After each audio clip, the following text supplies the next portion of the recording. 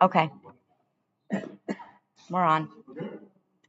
Okay, I'd like to call this regular meeting of the Rockland Planning and Zoning Commission, Tuesday, February 17, 2026, to order, and the first order is pledge allegiance.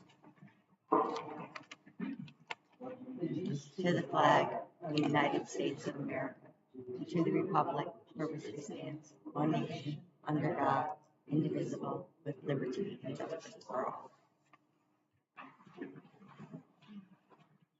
I guess we'll start off with the roll call next. We'll start with Paul. Jessica Pennell. Debbie Alterio, Sarah Locke, Joshua Dykstra, Jason Swan. Dan Wall. Carl Bouchard. Lynch Linsky, Diamond Rosa. Steve McGarry. Linda Sherry. All right. So we don't have a need to see any comments. I don't have any specific comments. So let's go to approval of minutes. And then let's skip over approval of minutes. We don't have one. I don't think so. All right, that moves us on to next public hearing. Okay,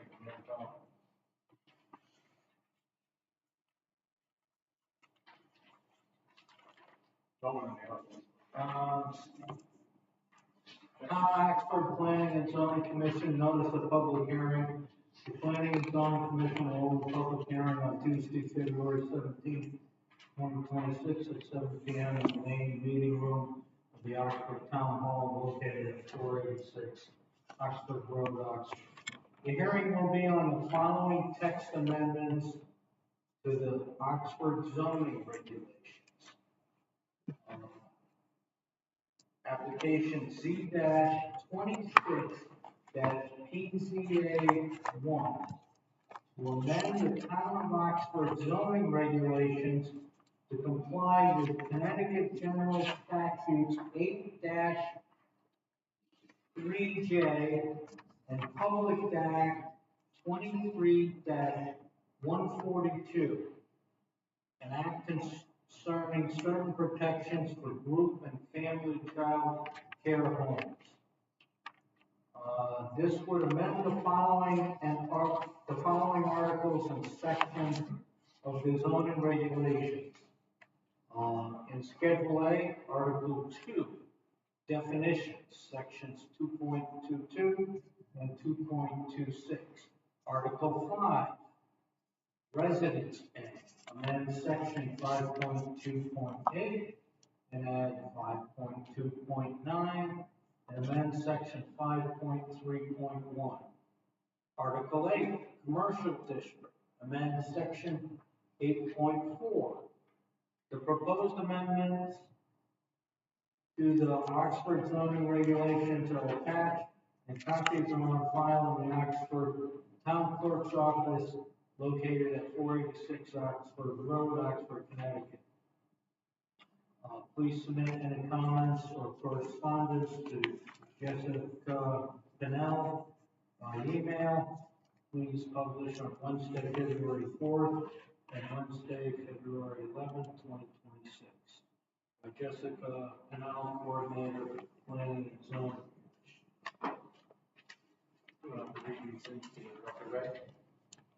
I mean, they're not that long, are they? Are they that long? No, they're not that long. I mean, you can just, if you want, you can just acknowledge that we got all our, because I had to send them to the COGS, 3 COGS, and they all acknowledged it and said there was no significant regional impact. Yeah, right, we got a letter from Westcott. Metro COG.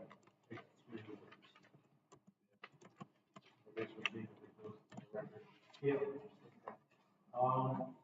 We have 3 letters of correspondence regarding this application. The first is from the West Council of Government, Christine Flover.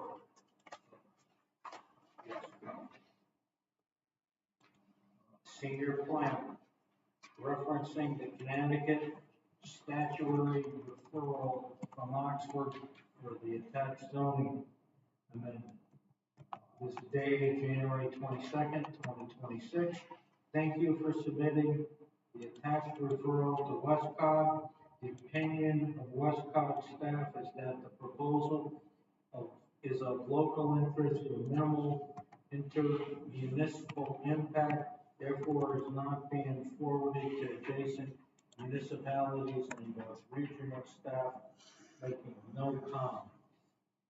The next one is from the Metro Council of Governments, from Matt Folda, the Executive Director, referencing the text amendment to the zoning regulations of the Town of Oxford, Section 8-3J, and Schedule A, Article 2, Section 2.22, and Section 2.26, Article 5, Section 5.2, Section 5.3, and Article 8, Section 8.4, to Mr. Daniel P. Wall. Dear Mr. Wall, we are in the receipt of the above reference referral dated January 23rd, 2026. The Connecticut Metropolitan Council of Governments has reviewed the proposed text amendment submitted by the Oxford Planning and Zoning Commission to Article 2, Section 2.22, and Section 2.26, Section 5.2, and Section 5.3, and Section 8.4. The proposed changes in Sections 2.22 and 2.26 include a designation change from family day care home to family child care home, and expands definitions for both family child care home and group day care home to encompass more detailed requirements.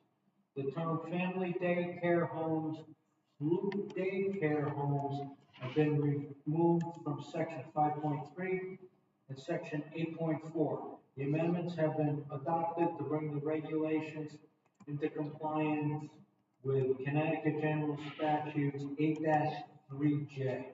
Based on our review of the proposed text amendment, we have determined the proposed text amendments is not regionally significant. If you have any questions, please do not hesitate to contact me. Sincerely, Matt Folda, Executive Director. The third item of correspondence is from the Naugatuck Valley Council of Governments. Staff referral report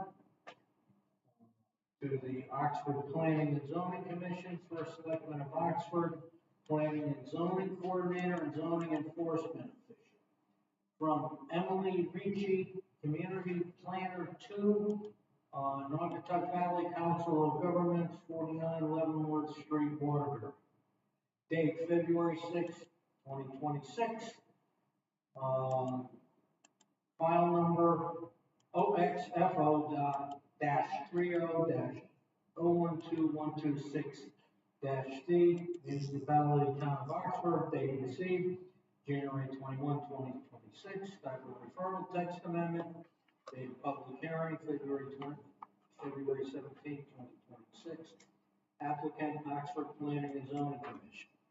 Description of proposal: the Town of Oxford Planning and Zoning Commission proposes text amendments to the Oxford zoning regulations to amend Schedule A permitted uses by changing child daycare home use from N, not permitted, to P, permitted in the residential A column. By changing the residential use of family daycare home to family child care home, and changing its use from SE/A, special exception, accessory use, to P, permitted in the residential A column. Article 2, definition, by changing section 2.22 and modifying the definition name from family daycare home to family child care home and its associated text definition. by changing section 2.26 and modifying the text definition of group day care home. Article 5, section 2, permitted uses by adding a new item titled 5.2.9, family daycare home. Article 5, section 5.3.1, special exceptions by removing family daycare homes, group daycare homes from the text. Article 8, section 8.4.3, daycare facilities by removing, including family daycare homes and group daycare homes from the text. Staff recommendation. The Naugatuck Valley Council of Government staff finds the text amendments to Schedule A, Article 2, Article 5, and Article 8 do not be regionally significant and not have inter-municipal impact. End of report.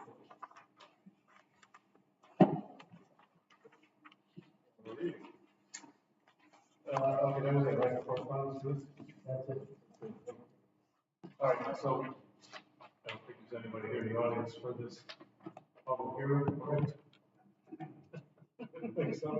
All right, so any comments from the board on this text change? Everybody take a look at it. Okay.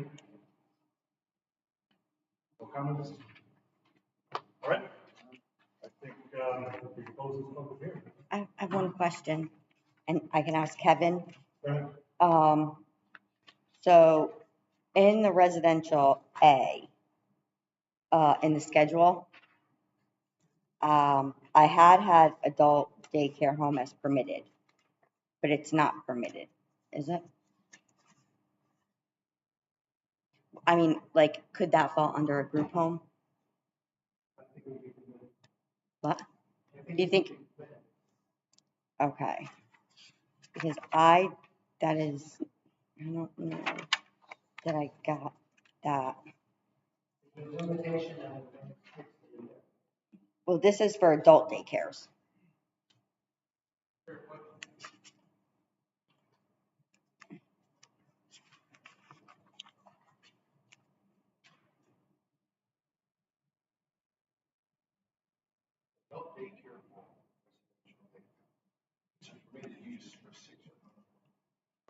Right. No. Like, if somebody wants to babysit kids or whatever, that's the family daycare home, and group homes have to be allowed. But what is considered an adult daycare home? Can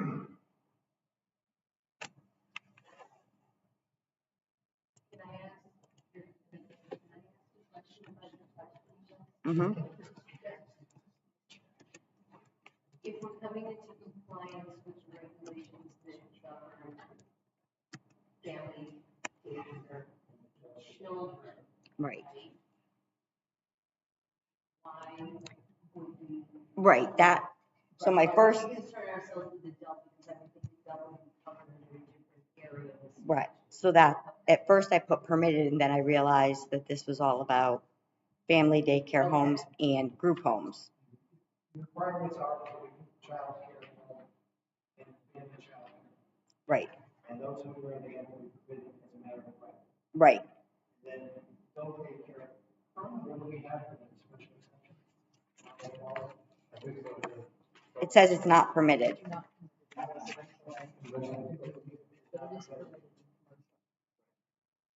read it not permitted. We don't.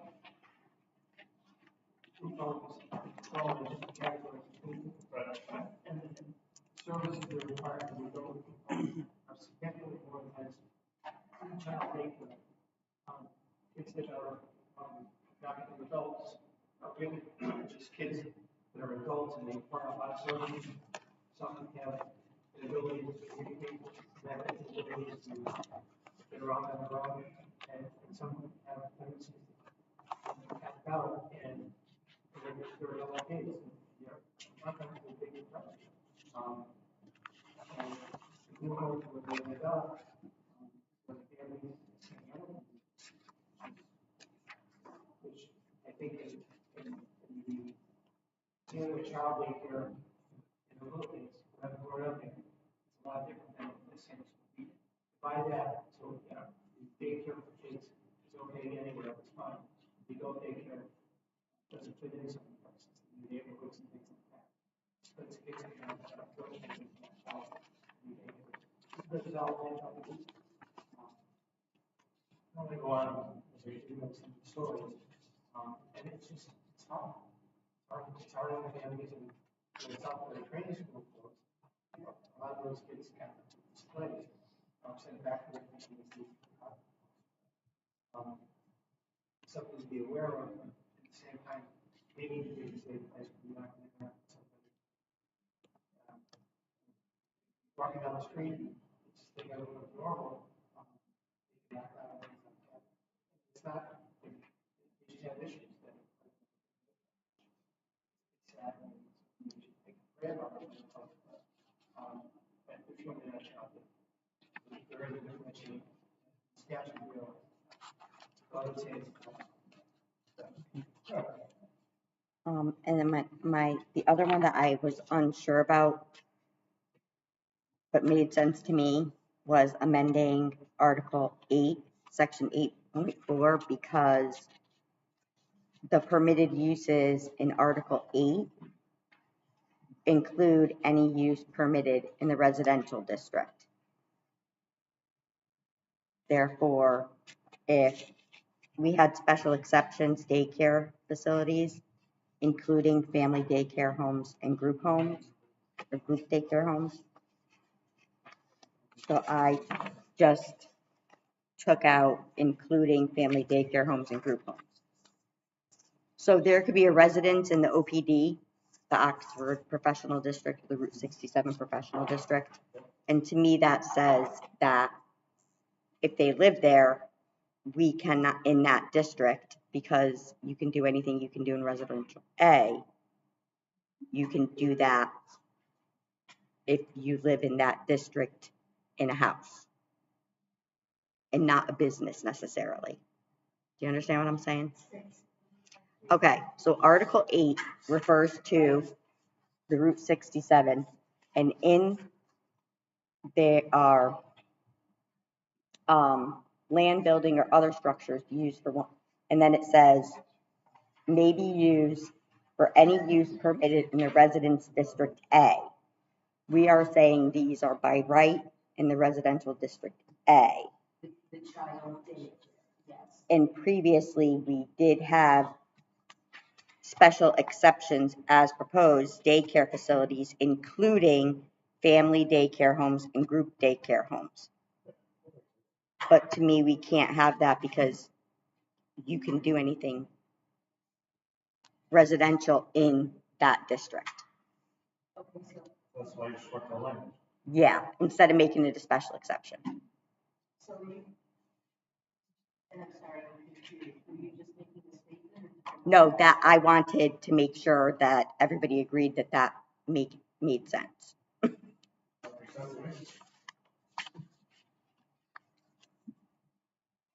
agree with striking. I absolutely agree with striking. However, if you just leave daycare facilities, does that become muddled? I don't think so, because you can also do a business there. And so I thought I talked to Kevin about it. I had put commercial before daycare facilities as leaving it as a special exception, but then I didn't know if I should put the word commercial in there. I wasn't really sure.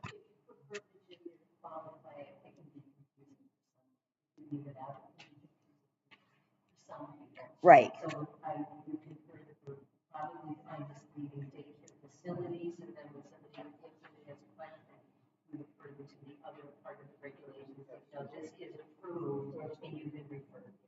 Okay. Yeah. I just wanted to. Yeah, I agree.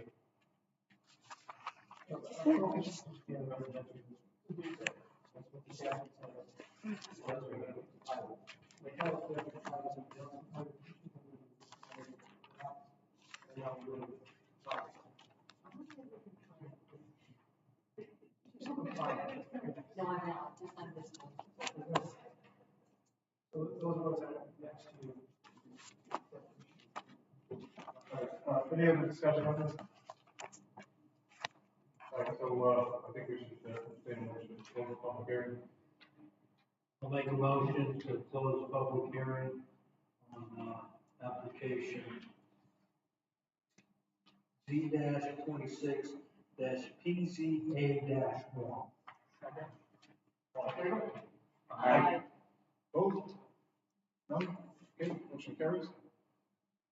Next, amendments to the agenda. Do we have any amendments to the agenda, Jess? No? We're shaking our head. Very good. Correspondence. I think we went through all our correspondence. That's good. Audience of citizens. Okay, anybody here? They want to talk about anything. All right. Let's go to, old business. That brings us to, our keynote. Okay, we closed the public hearing on application C-25-129, Larky Road, at the last meeting a couple of weeks ago. I have a motion that I'm going to read for approval. Application Z-25-129, Larky Road, MBL 27/15/8A, owner Hartwood Bloom 12, Great Meadow Road, Seymour, Connecticut. Applicant Scott Wolby, Connecticut Residential Inc., Post Office Box 906, Southbury, Connecticut. Applications for a 6-lot residential subdivision titled Homes on Larky South. The following information was submitted for the consideration of the Planning and Zoning Commission regarding this application. 1, the application is a subdivision for existing 6 proposed lots. 2, submitted revised plans, January 26, 2026. Record subdivision plans, overall site development plan, site development and erosion plan, notes and details and septic system data dated September 15, 2025. Lot number 2 and lot number 5, stormwater details dated January 2nd, 2026. 3, Conservation Commission inland wetlands approval dated November 17th, 2025. 4, letter from James Gilligan, Naffis and Young Engineers, Inc., PNC engineer dated January 23rd, 2026. 5, the application filed November 13th, 2025. 6, the Housatonic Valley Health District approval letter submitted October 23rd, 2025. 7, all representations made by the applicant and representatives pertaining to said applications. I'll make a motion to approve application Z-25-129 Larky Road for 6-lot subdivision. Conditions of approval. 1, compliance with all town of Oxford regulations and ordinances in effect as of this date. 2, the applicant will be required to pay all costs of special consultants or studies as deemed necessary by the commission at any time during the period from the initial review through inspection and final acceptance of any improvement. Article 4, Section 3 of the subdivision regulations. 3, the applicant and his assigns must comply with all representations made at the Planning and Zoning Commission meetings or at public hearings regarding this application. 4, conservation easements shall be submitted by the applicant and approved by the town land use council or town attorney in accordance with Section 4 of the Oxford subdivision regulations and recorded with the signed model. 5, the applicant shall comply with any and all conditions required by the health district. Health district approval for well and septic is required. 6, the applicant must post all necessary bonds for sedimentation and erosion control measures as required by the Conservation Commission and/or Planning and Zoning Commission, as required by the town engineer. 7, letter from a licensed surveyor confirming the placement of all pins and monuments. 8, no substitute materials without the approval of the Planning and Zoning Commission or its engineer. 9, 1 inch to 200 foot scale Mylar of the record subdivision shall be presented to the town assessor and the Planning and Zoning Commission. 10, no burying of stumps, debris, and material, and report received for stump debris removal. 11, 1 inch to 200 foot scale Mylar of the record subdivision shall be presented for approval by the Planning and Zoning Commission prior to the sale of any properties. 12, any plan for subdivision shall be filed or recorded by the applicant in the office of the town clerk not later than 90 days after the expiration of the appeal period under section of the Connecticut General Statutes 8-8. And any plan so filed or recorded within the prescribed time shall become null and void except that the commission may extend the time for such filing for 2 additional periods of 90 days, and the plan shall remain valid until the expiration of such extended time. 13, the applicant must obtain driveway access approval from the Board of Selectmen. 14, dedication of open space is shown on by deed to the town of Oxford to be approved by town council and land use council. 15, dedication of open space is shown on by deed to the town of Oxford. Oh, I'm sorry, this is repeated. 14. Subdivision to be completed within 5 years of plan approval. In the motion. Okay, we have a motion, do we have a second? Second. All right, all in favor? Aye. Opposed? Motion carries. All right, that brings us to new business. And that brings us to zoning enforcement. I don't have one. Yeah, nothing? A lot of calls on. I have a bunch of meetings. Oh, really? Yeah. Interesting. Here's what I pick up. Most of them You are also- attached. Finished, half garages or that's what above garage. So I'll bring my list through. Very good. Anybody has any questions for me? I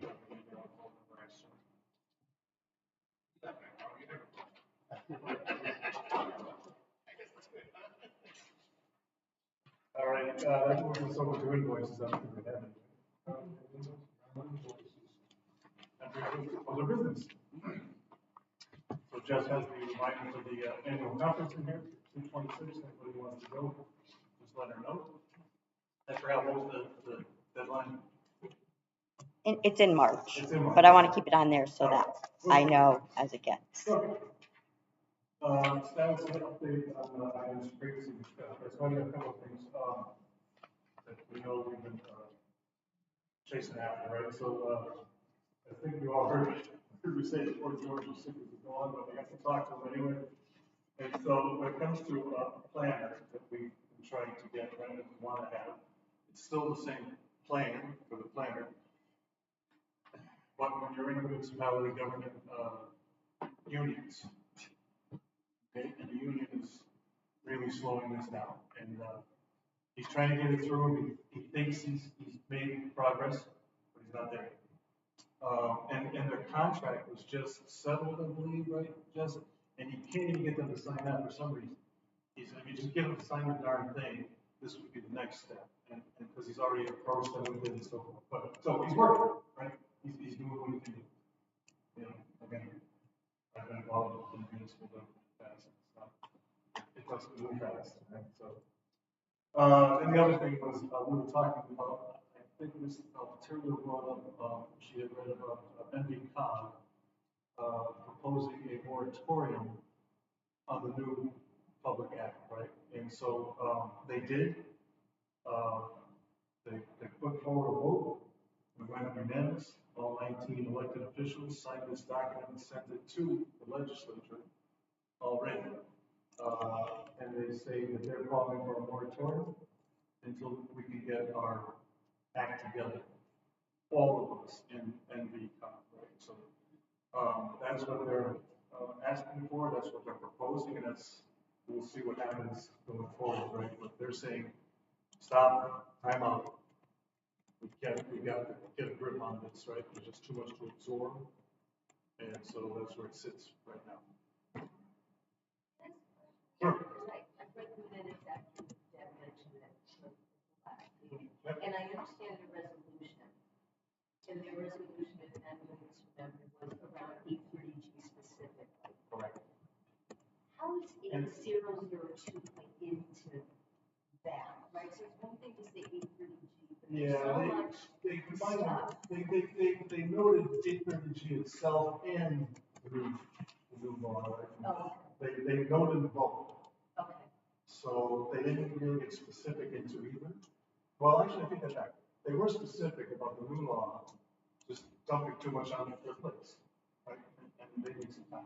So that's what they were most specific about. I was just gonna say, yes, I've asked for that. Thank you. I've asked for that. As soon as I get my hands on it, I will send it to the board's member. Thank you. Okay? Kevin? And I concur with a couple of town board allocating different town board appointments. And I think that's something we should really do based on a number of factors that have actually done the last conservation development. And it's shown a lot of things changing. Right. It's from last summer. That had a huge impact on how we develop the town, where's the water going. I have a lot of concerns about that, because talk about it all the time, my neighbors and daughters and stuff like that, just, what we have to be concerned about, those sort of atmospheric changes that happen. Maybe comparative to that, as part of consideration, these are limited to two laws. I think, I don't know what the legislature is going to do, maybe modify it again, we might. Like some of the cops. The cops have become version of the county government. Right. They are, right? So, there'd be a lot of input from what the leaders of the movement. But every council will be different. We always have what we use for transporting. You know, I build apartments. Most of the people, 180 apartments. There's a lot of stuff along the river. Oriented. We're not trained right to tell them, but certainly it's close enough to see one. Train is, you have to consider. So I think there's a lot of factors that we have to kind of weigh in and address what's happening in Oxford. What's going to be more important, how we address it. So, moratorium is very general, but we have to kind of decide what aspects of our regulations that we can really drum in. Maintain some more business out of the move of coming in. Have some business that would still be coming in, same coming in with moratorium.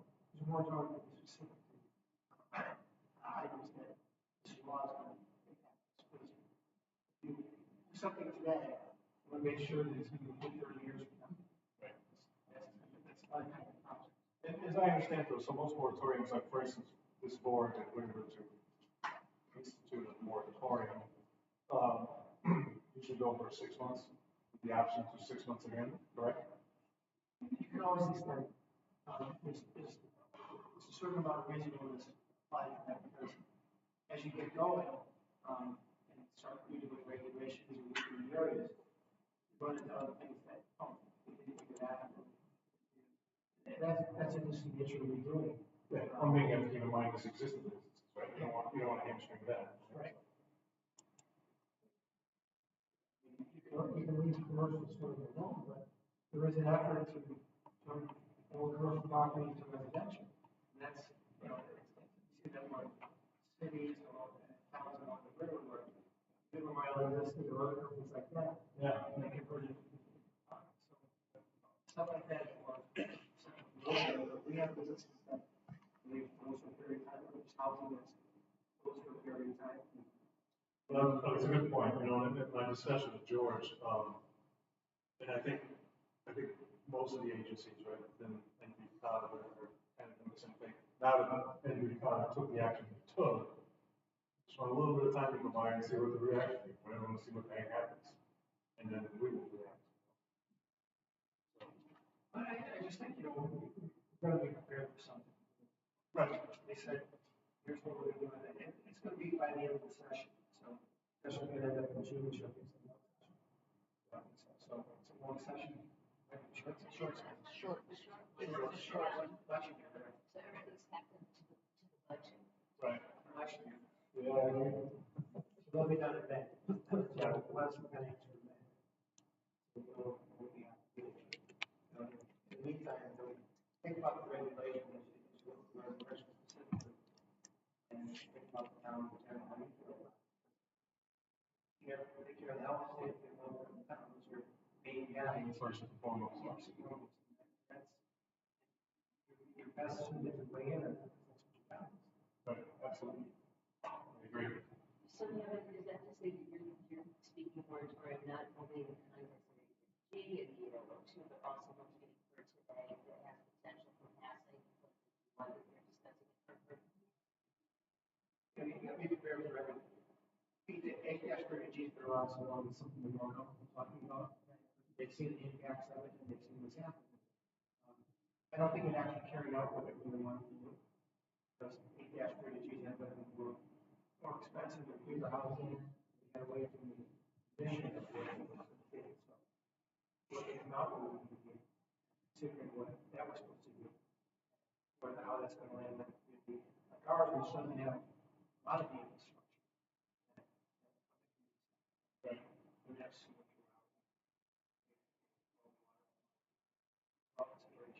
And the one you're discussing today with the research on the Reddit, it doesn't really talk about affordability. Mhm. This is for us to create apartments and housing anywhere we can place them. Yeah. You know, I can think of the building of apartments. It's like, it's all market rate units, they're not. And the second floor is, you're gonna have 1,000 rooms like that. That's true. And you know, actually, you're 1,000 rooms like that. I said, oh, they're gonna go drug addicts.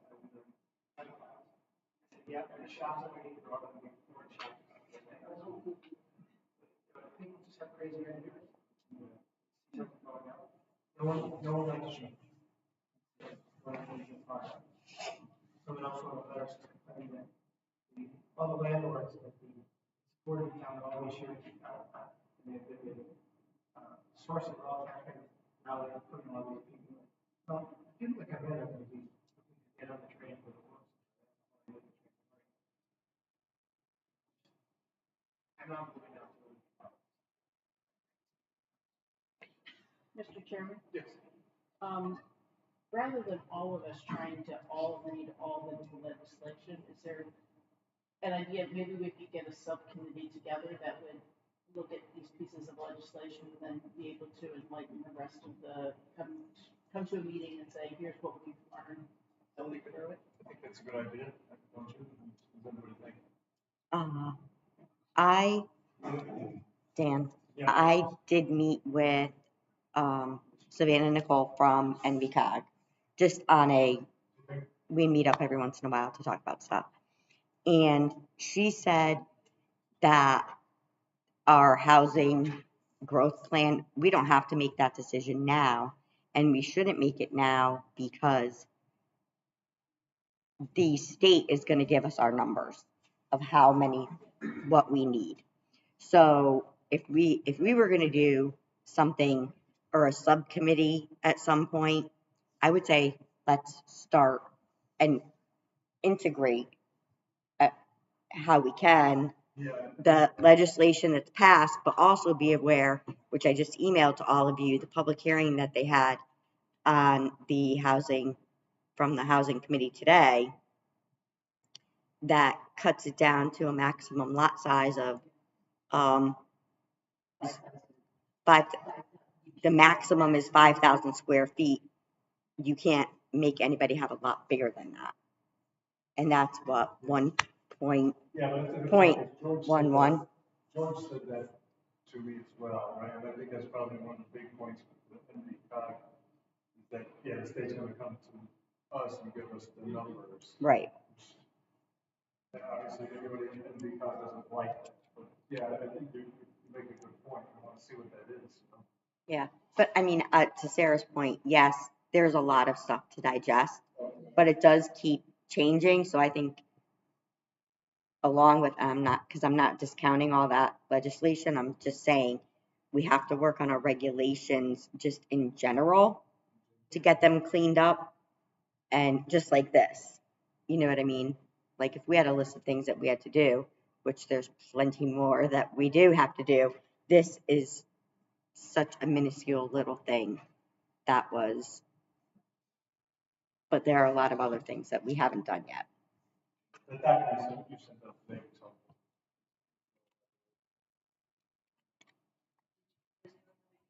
No, I think Kristen sent it to you.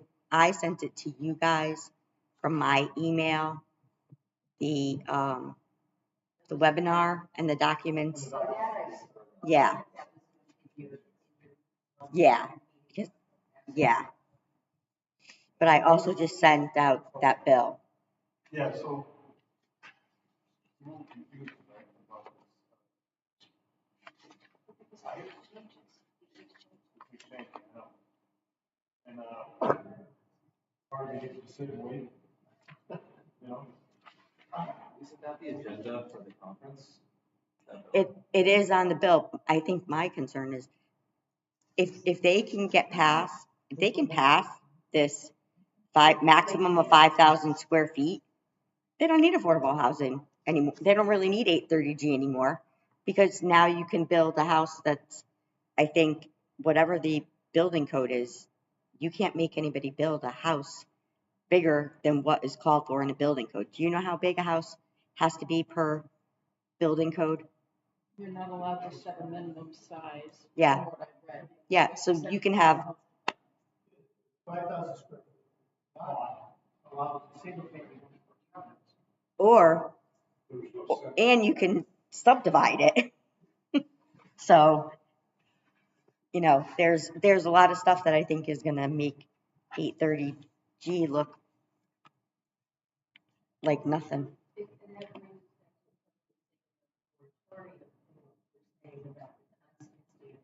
How do you even begin to start to refresh the regulations when everything is it's in a constant state of evolution? Hmm. So we come back to why I think the wisdom of a moratorium is in pause. Let's wrap our I don't, exactly. Yeah, what Chicago is trying to do, and we probably gonna have to do on a local level as well. I think that's the point that Kevin was making, right? You gotta put a tag off and then you have to. So whatever we do here is 3 times. Excuse me? Whatever we do here, for the last 2 years. So it's wrong. It's wrong. We never really did it wrong. No, I understand that, yeah. And this legislation, 5-foot side setbacks in front Yeah. and rear. So you have total coverage, you know, all the houses would be lined up like they are on Savannah Road. All attached. which is why that's what we want, right? That's why that's what we Right. Yeah, so, anyway, can I see, I think that's the point we're trying to make, right? We're probably gonna have to do a moratorium of some kind. And then we're gonna have to dig into our regulations, you know, because we're not gonna have, It's that and we look at the town's code, what works in what areas. You know, and maybe we have to do some code changes for areas. You know, it's something we can figure out. We can see what the state says you can do, what they want you to do, and then figuring out what we can. I have one more question. So it makes sense to have one for us because totally different community. I think like that with COG is requesting a moratorium.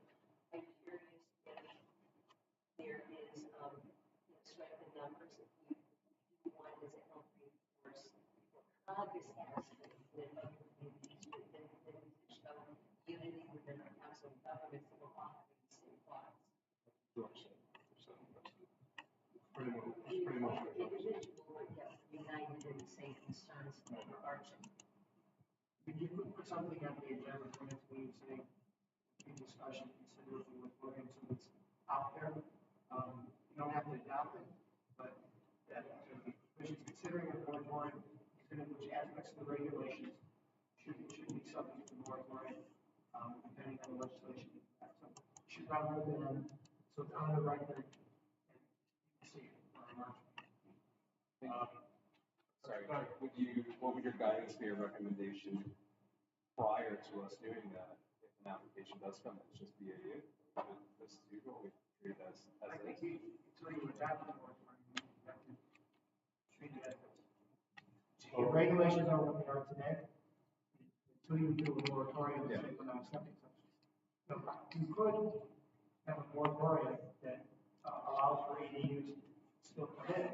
That could be an exception to the moratorium for residential, which I think this commission, in Washington, in the last couple of years, ADUs have been important, and it's worked out really well. And when someone's coming to ADU, there's some pushback, and you have to readjust it.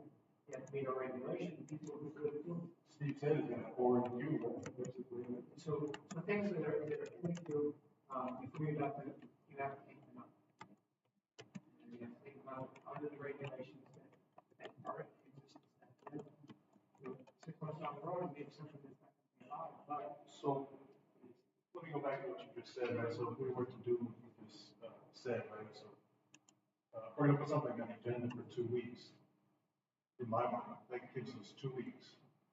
And I'm thinking it's got to be me and you probably, because I need a lawyer, right?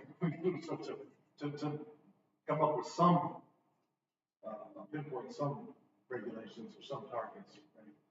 but I think what you want to do is announce the considering the Okay. and you just use look at the areas of regulations. I don't think you have to rush into it. I think it's say it's out in the book.